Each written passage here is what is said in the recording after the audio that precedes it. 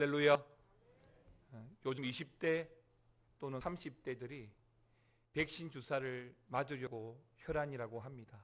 그 이유 중에 하나가 백신 주사를 맞게 되면 이제는 자가격리도 면제가 되고 해외여행도 할 수 있다는 그런 뉴스들 때문에 젊은 친구들이 백신 주사를 맞기 위해서 너도나도 신청하고 있다고 합니다.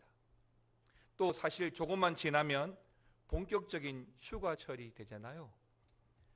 물론 코로나로 인해서 지금까지는 멀리 가시는 것이 어려우셨겠지만, 근데 여러분 과거를 생각해 보시면 여행지에 가게 되면 꼭 민폐를 끼치는 사람들이 한둘은 있더라고요.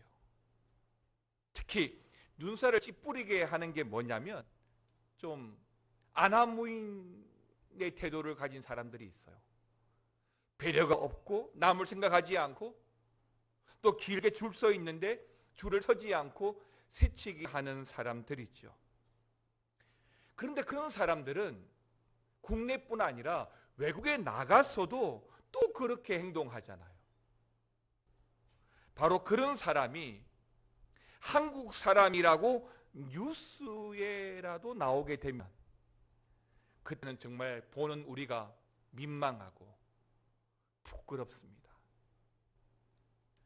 그러나 반대로 참 기쁘고 자랑스러운 사람도 얼마든지 있습니다. 우리에게 감동을 주는 사람도 있습니다. 한 프로그램에서 만삭이 임산부가 힘겹게 계단을 내려올 때에 시민들이 어떻게 하는가를 지켜보는데 열이면 열, 스물이면 스물 다 그 만삭의 임산부를 도와주고 내가 도울 일이 없느냐고 물어봐 주더란 말이죠. 힘든 순간에 남을 도와주고 나를 희생하더라도 나의 손해를 각오하더라도 정의를 지키고 진실을 지키고 남을 도와주고자 하는 사람들을 보면 참 부럽기도 하고 또 존경스럽습니다. 오늘 우리가 읽었던 이 데살로니가전서 2장의 본문을 보시면 데살로니가 교회 그리고 데살로니가 교회 그 성도들이 바울에게 그런 존재였습니다. 오늘 본문 19절 20절 말씀 같이 한번 읽어볼까요? 읽겠습니다. 우리의 소망이나 기쁨이나 자랑의 멸류관이 무엇이냐? 그가 강림하실 때에 우리 주 예수 앞에 너희가 아니냐? 너희는 우리의 영광이요 기쁨이니라. 아멘입니다. 그러니까 사도 바울에게 여기 데살로니가 교인들은 뭐라고요? 소망이고 기쁨이고 자랑의 멸류관이고 영광스러운 친구들이었다라고 하는 것입니다. 그리고 그 앞절인 17절과 18절 말씀을 보게 되면 여기에 대한 바울의 심정을 좀 구체적으로 표현해 주고 있는데요. 17절 형제들아 우리가 잠시 너희를 떠난 것은 내가 잠시 너희를 떠난 것은 얼굴이요 마음은 아니다. 너희 얼굴 보기를 열정적으로 더욱 힘쓰고 있다. 18절 그러므로 나 바울은 한 번, 두 번 너희에게 가고자 하였지만 무엇이 막고 있습니까? 사탄이 막고 있어요. 바로 이 말씀이 데살로니가 교회와 데살로니가 교회 성도들을 향한 바울의 정확한 마음이죠. 그렇다면 여기서 바울이 지금 말하고 있는 대로 데살로니가 교회의 성도들이 어떻게 했길래 어떤 모습을 보여주었길래 바울이 그렇게까지 데살로니가에 또 들어가고 싶어하고 또 데살로니가 교회의 성도들을 생각할 때마다 그렇게 영광스러운 기쁨의 존재들이 될 수 있었을까요? 말씀드리고 싶은 첫 번째는 제가 데살로니가 교회에 대해서 말씀드리면서 계속적으로 말씀드리고 있는 것인데 그 첫 번째는 믿는 자들의 본이 되었기 때문이라는 것입니다. 지난주에도 말씀을 드렸습니다. 훌륭한 믿음의 선배들은 후배들에게 믿음의 본이 됩니다. 어떻게 예수 믿는지, 어떻게 교회를 섬겨야 되는지, 어떻게 수고하고 봉사하면서 교회를 세워가는 것인지를 말이 아니라 본을 통해서, 모델을 통해서 학습하게 되죠. 사실 바울은 마음과 달리 여기 데살로니가에 3주밖에 머물지 못했습니다. 그러니까 정들자마자 떠나왔던 것이죠. 사실 마음만 있으면 얼마든지 더 오래 머물 수 있고, 또 신생교회인 이 데살로니가 교회를 더 많이 가르치고 신앙적으로 굳건하게 세울 수 있었을 텐데 왜 그러지 못했을까요? 여러분 아시는 대로 이방, 즉 유대인들의 심각한 핍박으로 인해서 어쩔 수 없이 3주밖에 못 머물게 되고 떠나야만 했던 것입니다. 우리는 조금 전에 17절 말씀을 읽었잖아요. 그 17절 말씀에서 사도 바울은 내가 떠난 것은 이라고 표현하고 있는데, 이 말의 표현의 그 원어적인 표현은 부모를 잃고 고아가 되다라는 뜻입니다. 그러니까 내가 떠난 것은, 이 바울의 정확한 심정은 부모를 잃고 고아가 되는 심정으로 떠났다라고 하는 것입니다. 예, 바울이 데살로니가 교회를 떠났던 그 심정이 어떠했는지를 잘 표현해주고 있는 것이지요. 그런데 고아와 같은 그 교회, 생각하면 아련한 그 데살로니가 교회와 그걸로부터 칭찬과 기쁨의 소식들이 바울에게까지 들리게 되는데요. 바로 1장 7절에서 말하고 있는 대로 마게도냐와 아가야 지역까지, 여기 이 데살로니가 교회의 성도들이 모든 지역 교회 믿는 자들에게 본이 되고 모델이 되고 있다라고 하는 소문이 바울에게까지 들려진 것입니다. 그렇습니다. 17절 말씀처럼 데살로니가 교회의 성도들은 소망이고 기쁨이고 멸류관이며 영광이라고 바울은 자랑하고 있습니다.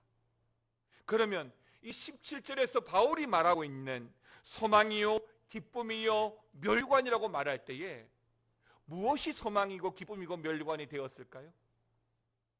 데살로니가 교회가 바울에게 소망이 되었던 것은 그들에게서, 즉 그 교회의 성도들을 통해서 그 교회의 소망을 보았던 거예요. 어렵게 마게도냐 지역에 세워진 이 데살로니가 교회, 이방 지역에 세워진 이 데살로니가 교회, 그럼에도 불구하고 어렵고 힘들어도 신앙생활을, 신앙을 지켜가는 그들을 보면서 교회의 소망을 보았던 것입니다. 고난 중에도 부모를 잃은 고아와 같음에도 그들은 온전한 믿음의 길을 잘 가고 있는 거예요. 오늘 장로님도 그래 말씀하셨지만은, 원래 우리가 예배 드릴 때는 이렇게 함께 모여서 예배하고 찬송하고 기도하고 또 점심 먹고 오후 예배 드리고 그렇게 하잖아요. 그러지 못하다 보니까 그 대안으로 온라인으로 하는데, 안 하는 것보다는 훨씬 더 좋지만 그럼에도 불구하고 우리의 중심이나 우리의 영성이 이전보다 떨어진다는 느낌을 아마 지울 수 없을 겁니다. 그런데 여기 데살로니가 교회는 어떠했다고요? 바울이 떠나갔지만 그럼에도 불구하고 믿음의 길 온전히 걸어가고 있다라고 지역 교회의 본이 될 정도였다라고 말씀하고 있는 것입니다. 그래서 바울은 이 교회가 소망이다라고 이야기하는 것이고, 기쁨이라고 하는 것은 때문에 그러한 그들을 생각할 때마다 기뻤던 것이고, 때문에 나중에 이들이 하늘나라에 가서 하나님으로부터 멸류관을 받게 될 것이라고 말씀하고 있는 것입니다. 사랑하는 성도 여러분, 성경을 보면 참 우리가 자랑스럽고 존경할 만한 사람들이 많이 나옵니다. 그 중에서도 바울과 관계되어진 바울의 동역자들이 참 많이 나오는데요. 바울을 처음 제자들에게 이끌었던 바나바도 있었고요, 빌립보 지역에서 함께 사역했던 실라도 있었고, 또 대표적인 바울의 제자였던 디모데도 있지요. 하지만 또 평신도로서 누구보다 바울의 든든한 조력자여 동력자였던 브리스길라와 아굴라 부부도 있었습니다. 여러분, 디모데후서 4장 19절 21절에서는 이렇게 말씀하는데요, 같이 한번 읽어보겠습니다. 브리스가와 아굴라와 및 오네시모로의 집에 문안하라. 에라스도는 고린도에 머물러 있고 드로비보는 병들어서 밀레도에 두었노니 너는 겨울 전에 어서 오라. 으브로와 부데와 리노와 클라우디아와 모든 형제가 다 내게 문안하느니라. 아멘입니다. 바울은 이 정도로 이 브리스길라와 아굴라를 기억하고 있습니다. 물질로 바울을 동력했습니다. 기도로 바울을 동력했습니다. 함께 사역하면서 바울의 동력자로서 바울과 함께 했던 많은 동력자들이 있었지요. 이처럼 저에게도 바로 여러분들이 그런 존재라고 믿습니다. 사랑하는 우리 교회 장로님들, 우리 교회 장로님들은 우리 교회의 자랑거리 중 하나죠. 장로님들 한 분 한 분이 모두 귀하고 또 모범적으로 하나님 나라를 위해서 헌신하시고 참 모범적으로 신앙생활 하실 뿐만 아니라 목회자인 저를 사랑하고 존중해 주시죠. 저 역시도 그런 우리 교회의 장로님들을 사랑하고 존경합니다. 그런 의미에서 오늘 말씀에 대비하면 우리 장로님들이 저의 영광이요 기쁨입니다. 그리고 여러분들도 마찬가지입니다. 저는 우리 교회 학생들이 또한 청년들을 볼 때마다 그냥 좋아요. 그래서 안아주고 싶고 손도 잡아주고 싶습니다. 그렇게 해서라도 담임 목사의 마음을 전달해주고 싶고 격려해주고 싶고 또 믿음의 패기를 전하고 싶습니다. 그리고 바울이나 우리 한나 전도의 어르신들도 저나 우리 미아 중앙교회의 기쁨이고 영광입니다. 우리 집사님, 우리 권사님들도 강 목사의 영광이고 멸관이라고 믿고 있습니다. 우린 간혹 지금 내 옆에 있는 사람이 얼마나 소중한 사람인지를 모르고 삽니다. 나 혼자만 신앙생활 잘하면 되는 줄 알았는데 코로나로 인해서 한 분 한 분들이 안 나오고 빈자리가 생겨가면서 나 혼자 있게 될 때에 그것이 나의 신앙생활에, 나의 영성에 적잖은 영향을 준다는 것도 우리가 알게 되었습니다. 한 분 한 분들이 얼마나 소중하고 귀한 존재인지 모릅니다. 가까이 있는 사람일수록 더 잘 있기가 쉽지만 가까이 있는 사람이 정말 더 소중한 사람들이죠. 내 부모가 얼마나 소중한 분인지, 비록 왼수 같을지라도 내 남편과 내 아내가 또 얼마나 소중한 존재인지, 양발도 아무렇게나 벗어 던지고 돈도 많이 벌어오지도 못하고 또 음식을 맛 없게 하고 집이 조금 더러워도 그럼에도 내 남편, 내 아내만한 사람은 세상 어디에도 없는 가장 소중한 사람입니다. 어느 아내분이 출근하는 남편에게 이런 말을 카톡으로 보내었습니다. 하나님이 주신 선물 같은 당신에게 오늘 하루에도 저의 삶이 선물로 다가가기를 원합니다. 이 얼마나 좋습니까? 내 남편, 내 아내가 여러분에게 자랑이고 기쁨이고 선물이 되기를 축원합니다. 그리고 또 내 자녀가 얼마나 소중한 존재인지 모릅니다. 공부를 못해도 취업을 못해도 아직 결혼을 안 했어도 내게 얼마나 많은 기쁨을 주고 감동을 주는 존재인지 우리가 기억하실 수 있기를 바랍니다. 참 어제는 어머니에게 기쁨을 주는 우리 교회의 자녀도 있었는데요. 우리 태영심 권사님의 장남 우리 박경원 형제가 드디어 결혼을 한다고 자매랑 함께 저에게 인사차 찾아왔습니다. 주례를 부탁하더라고요. 어머니 기도의 응답이고 참 감사한 일이지요. 이 얼마나 고맙고 소중한 일입니까? 그리고 우리 옆에 성도 한 분 한 분, 또 우리 교역자들, 우리 미아중앙교회가 얼마나 소중한 존재인지. 옛말에 소 잃고 외양간 고친다는 말처럼 그 소중한 사람, 사랑하는 사람이 떠나고 난 뒤엔 아무 소용 없죠. 부모님 생전에 아내가 옆에 있을 때, 아들과 딸이 함께 있을 때, 내 옆에 성도가 함께 신앙생활을 할 때 더 많이 사랑해주고 함께 기뻐해주고 자랑스럽게 여기며 함께 신앙해가는 저와 여러분 되시기를 주의 이름으로 축원합니다. 그런 의미에서 옆 사람에게 인사하겠습니다. 당신은 참 소중한 존재입니다. 한 번만 더 하겠습니다. 진짜입니다. 두 번째, 바울은 이 데살로니가 교회를 왜 그토록 영광이고 기쁨이고 멸류관이라고 말하냐면, 이 데살로니가 교회가 고난 속에서 하나님의 기적을 경험했기 때문입니다. 여러분, 바울이 말하는 오늘 본문에서 기록되고 있는 이런 사랑과 이런 끈끈한 정은 사실은 고난 속에서 더 많이 피어난다는 것을 우리가 알 필요가 있습니다. 그러니까 위기와 어려움들을 어떻게 이겨가느냐에 따라 관계가 멀어지기도 하고 더 깊어지기도 하는 것입니다. 바울에게 있어서 여기 데살로니가 교회의 성도들의 존재가 뭐라고요? 영광이고 기쁨이고 멸류관이다라고 하는 것입니다. 고난을 함께 이겨내었습니다.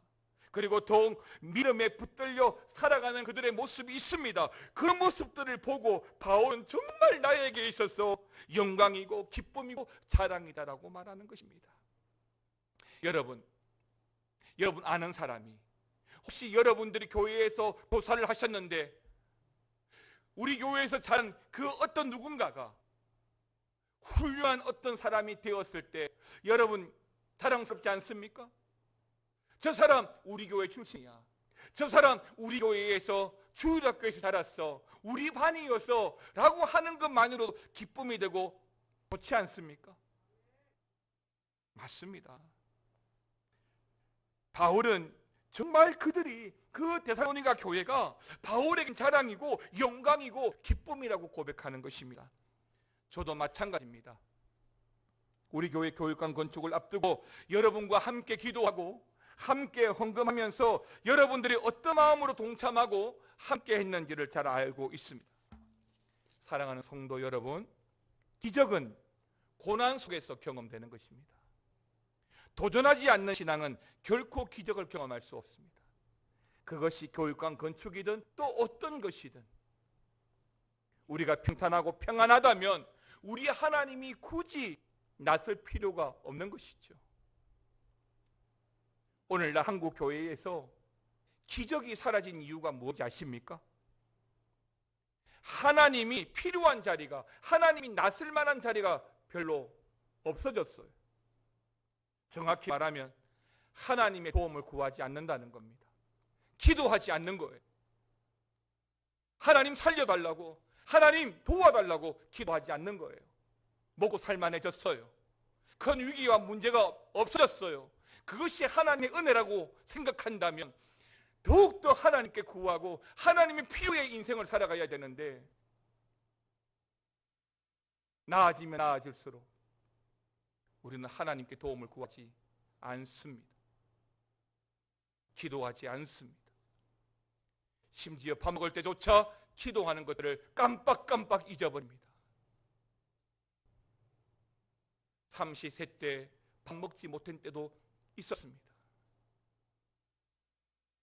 그럼에도 우리는 하나님을 찾지 않죠. 오늘 우리는 하나님의 등장을 기대하고 하나님의 도움을 구해야 할 줄 믿습니다. 우리의 인생에 잘나고 못나고가 관계없어요.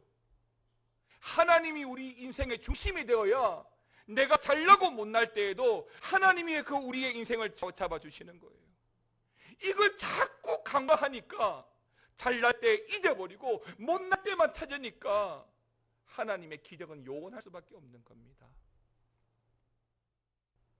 그리고 이런 기적의 경험을 통해서 우리 성도들끼리도 서로 끊을 수 없는 영적 동질감과 사랑이 형성되잖아요.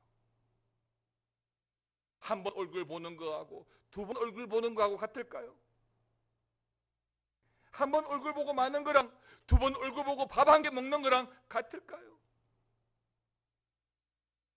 함께 하면, 오래 하면 더 정들고 더 동질감을 느끼는 것처럼 우리가 함께 믿음의 경주를 하면서 하나님의 도움을 구하고 살아가면 어느 순간 우리는 함께하는 영적 동지가 아닐까요?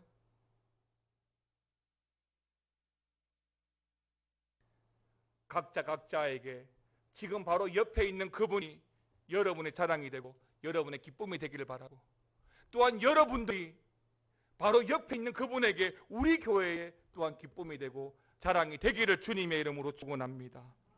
사랑하는 성도 여러분, 우리가 평생을 살면서 하나님의 기적을 몇 번이나 볼 수 있을까요? 제가 부산 영도에서 오래전의 일입니다. 3,500명의 청소년 연합 집회를 인도하고 있을 때에 한여름 큰 태풍이 몰려왔습니다. 정말 큰 태풍이 몰려왔습니다. 많은 비가 내리고 그 지역 전체가 전기가 나가버렸습니다. 집회는 이어가야 되는데 전기는 나가고, 그때 저는 집회를 위해서 하루 24시간 중보 기도하는 중보 기도팀에 먼저 지금의 상황을 알리고 기도의 부탁을 전달했습니다. 그리고 그곳에 모여있는 그 3,500명 청소년들에게도 날씨와 집회를 위해서 뜨겁게 함께 기도했었습니다. 그 사이에 비상용이지만은 긴급 전력을 공급하는 발전기 차량이 도착했습니다. 아주 작은 용량이죠. 그리고 전기가 들어왔는데 알고 보니 발전기 차량이 아니라 그 사이에 다시 전기가 복구되어서 전기가 들어왔다는 겁니다. 사실은 있을 수 없는 일이죠. 전기가 나갔다라고 하는 말은 그건 전압기가 터졌다는 이야기고, 그걸 수리하고 보수해야 되는데 한두 시간 만에 그게 복구가 되었다는 것이, 그곳에 있는 모든 친구들이 하나님의 기적이고 은혜라고 고백했습니다. 그러면서 집회를 비를 맞으면서 계속해서 이어갔습니다. 그 자리에 제가 섬기던 우리 교회 학생들도 있었는데 그 기적과 은혜를 체험하고 난 뒤에 그들이 교회로 돌아가서 눈빛이 달라지는 거예요. 얼마나 전도를 열심히 하고 찬양을 열심히 하는지. 바로 그들 중에 목사가 둘이가 나오고 선교사가 둘이가 나오고 사모가 나오고 전우사가 나왔어요. 그렇습니다. 하나님의 기적을 체험하면 우리의 인생과 삶의 방향이 달라집니다. 그리고 서로의 존재가 자신감이 되고 우리의 하나님의 함께 하심을 경험한 동지가 되고 영광이 되고 기쁨이 되는 것이죠. 우리 교회 교육관 건축도 마찬가지라고 믿습니다. 오늘도 정순자 권사님 기도해 주셨지만 우리는 올해 2월 7일 날 이 기도문을 나누어 드리고 지금까지 쉬지 않고 기도하고 있습니다. 불가능해 보이는 건축 헌금도 작정이 되었습니다. 하나님께서는 이미 우리에게 엘리야의 손바닥만한 구름 조각을 보여주셨습니다. 이제는 여리고성을 7일 동안 돌면 됩니다. 홍해에 발을 디디면 됩니다. 요단강에 발을 디디면 됩니다. 그러면 바다가 갈라지고 강이 멈춰 설 것입니다. 하지만 계속해서 가나안 땅은 정복해 가야 합니다. 계속해서 헤쳐나가야 할 일들이 많습니다. 교육관 설계가 완성되어져야 되고 시공업자를 만나야 되고 계약을 해야 되고 거기에 따른 재정이 확보가 되어야 되고. 근데요, 지금까지 일도 하나님이 하셨습니다라고 믿는다면 모든 걸 기도함으로 바라고 견디고 준비해 간다면 우리 미아 중앙교회의 성도들 모두 우리 교회 가운데 살아계신 하나님의 기적을 발견하게 될 것입니다. 여러분, 요단강을 먼저 밟았던 제사장들이나 레위인들의 마음이 어땠을까요? 발을 물에 담궜을 때에 두려운 마음이 없었을까요? 지난주에도 말씀드린 것처럼 헌금을 작정할 때에 목사인 제 마음은 굉장히 두려웠었거든요. 진짜 요단강이 멈출까? 진짜 가능할까? 여러분, 하나님의 능력에 대한 믿음으로 출발하면 결국에는 하나님의 기적을 경험하게 되는 줄 믿으시기 바랍니다.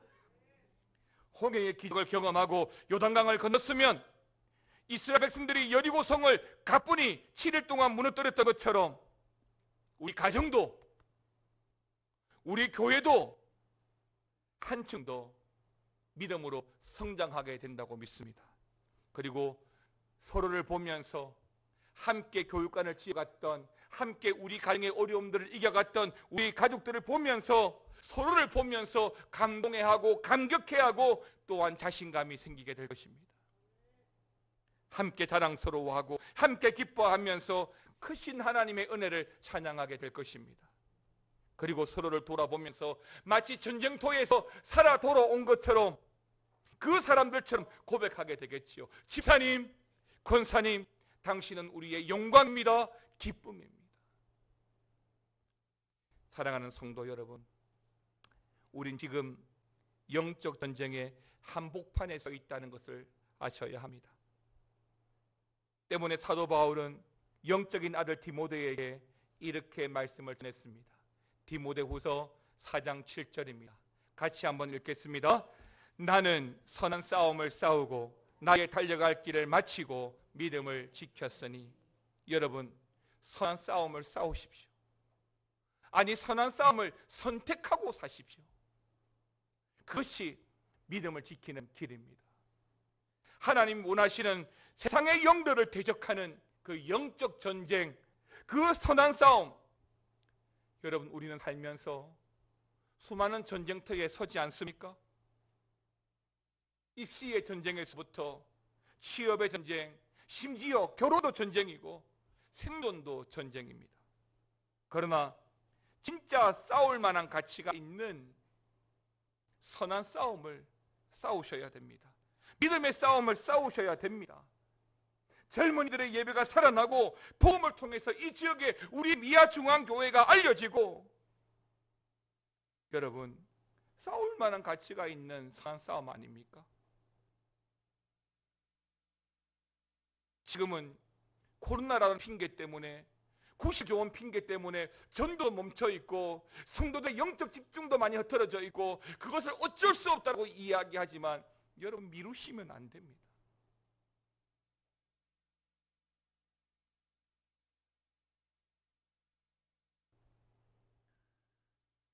조금 전 질문드린 것처럼 평생을 살면서 몇 번이나 하나님의 기적을 경험하셨습니까?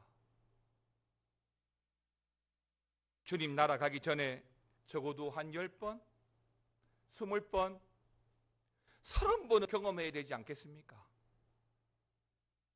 하나님 나라를 위해 멋지게 좀 해봐야 되지 않겠습니까? 선한 싸움을 싸워야 되지 않겠습니까? 그런 기적을 경험하고 기적을 경험할 수 있는 사역에 우리의 몸과 마음을 던져서 주님 나라 갔을 때 주님으로부터 박집사, 최집사, 너는 하나님의 영광이다, 나의 기쁨이다, 이렇게 칭찬받는 저와 여러분 되시기를 축원합니다. 여러분, 한번 따라합시다. 우리 미아중앙교회는 주님의 영광이요 기쁨입니다. 자, 이젠 잘하셔야 됩니다. 잘 따라하십시오. 나도 주님의 영광이요 기쁨입니다. 그렇게 살아가시기를 축원합니다. 주님께서 우리에게 보여주시는 길이 있습니다. 주님께서 주시는 길은 생명의 길이에요. 결코 상한 길로 인도하지 않습니다. 우리가 걸어가는 길 주님 다 아시고, 때문에 우리가 믿음으로 그 길을 끝까지 걸어가면, 믿음의 모델이 되면 우리가 경험할 수밖에 없는 것이 고난일지라도 그 속에서 하나님의 기적을 경험하게 되는 것입니다. 주님이 우리를 아시기 때문에 그 단련을 통해서 우리를 정금으로 순금으로 세워주실 거라고 믿습니다. 함께 찬양하시겠습니다. 주가 보이신 생명의 길, 나 주님